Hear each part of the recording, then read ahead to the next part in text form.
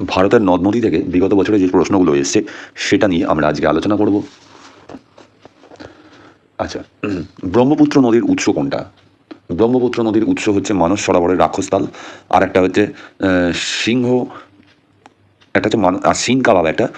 এই দুটো জায়গা থেকে মোটামুটি পাশাপাশি দুটো জায়গা, তিব্বতে মানস সরোবর থেকে পশ্চিম দিকে চলে গেছে সিন্ধু, পূর্ব দিকে চলে এসেছে ব্রহ্মপুত্র।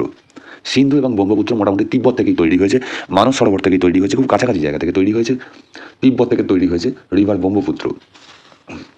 এবং তিব্বতে ব্রহ্মপুত্রের নাম হচ্ছে তোসাংপো, তোসাংপো বা সাংপো, অর্থাৎ দ্য পিউরিফায়ার, শুদ্ধ শুদ্ধ নদী বা শুদ্ধ জল, এর নাম হচ্ছে তোসাংপো। তারপরে সেটা ভারতে ঢুকে তার নাম হয়েছে ব্রহ্মপুত্র। প্রথমে নাম হয়েছে অরুণাচল প্রদেশের দিহং দিবং, তারপরে আসামে এসে তার নাম হয়েছে ব্রহ্মপুত্র। আচ্ছা, ভারতের সবচেয়ে বড় নদী কোনটা? ভারতবর্ষের মধ্যে সবচেয়ে বড় নদী হচ্ছে গঙ্গা। গঙ্গার যে দৈর্ঘ্য সেটা হচ্ছে 2525, এটা মনে রাখতে হবে। গঙ্গার যে দৈর্ঘ্য সেটা হচ্ছে 2525, 2525, দুবার 25 গঙ্গার দৈর্ঘ্য। আর যদি এর যে উপমহাদেশ রয়েছে ভারত, পাকিস্তান, বাংলাদেশের মধ্যে, এই যে এটা হচ্ছে ভারতীয় উপমহাদেশ বলা হয়, এখানে সবচেয়ে বড় নদী কোনটা? ব্রহ্মপুত্র।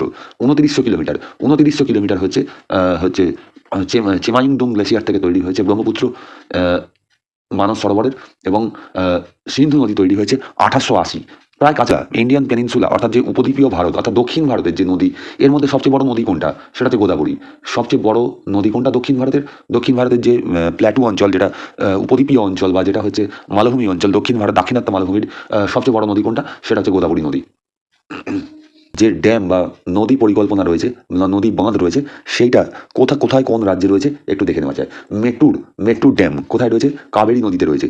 মেট্টুর ড্যাম রয়েছে কাবেরী নদী, কাবেরী নদী। কৃষ্ণরাজ রিজার্ভার কোথায় রয়েছে? কাবেরী নদীতে, কর্ণাটকে রয়েছে। মেট্টুরটা রয়েছে তামিলনাড়ুতে।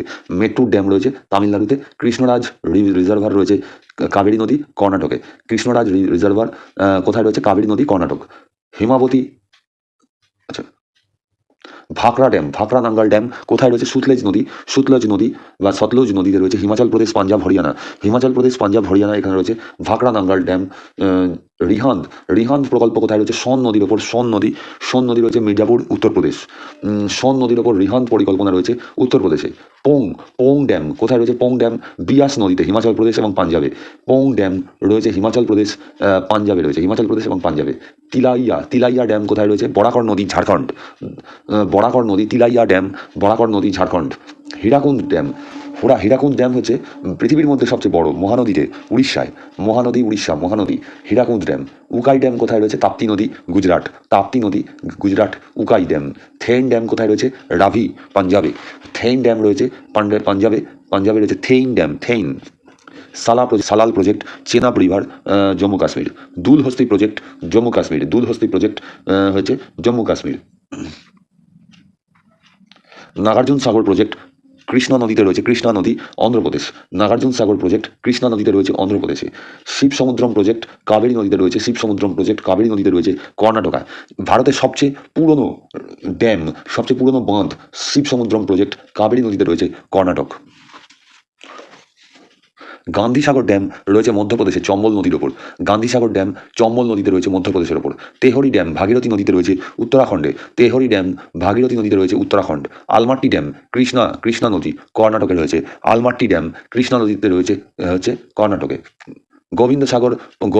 গোবিন্দবল্লভ পন্ত সাগর রিজার্ভার সুতলেজ নদীতে রয়েছে, হিমাচল প্রদেশ। গোবিন্দবল্লভ পন্ত সাগর রিজার্ভার কোথায় রয়েছে? সুতলেজ নদীতে। এই সুতলেজের ড্যাম রয়েছে সেখানেই রয়েছে। কয়না ড্যাম মহারাষ্ট্রে, কয়না নদীতে রয়েছে, মহারাষ্ট্র রয়েছে। শ্রীসাইলাম ড্যাম কৃষ্ণা নদীতে রয়েছে, অন্ধ্রপ্রদেশ। ওমকারেশ্বর ড্যাম নর্মদা নদীতে রয়েছে। টিকরাপাড়া, ফ্যানের মতো আকৃতি বিশিষ্ট যে বদ্বীপ, সেটা কোথায় রয়েছে?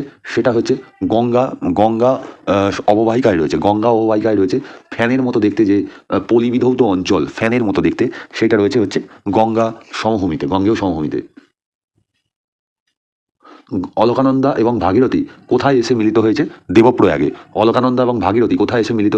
দেবপ্রয়াগে। আচ্ছা, উজ্জয়িনী কোন নদীর তীরে অবস্থিত? শিপ্রা নদীর তীরে অবস্থিত। এই দোয়াব মানে কি? দুটো নদীর মধ্যবর্তী স্থল।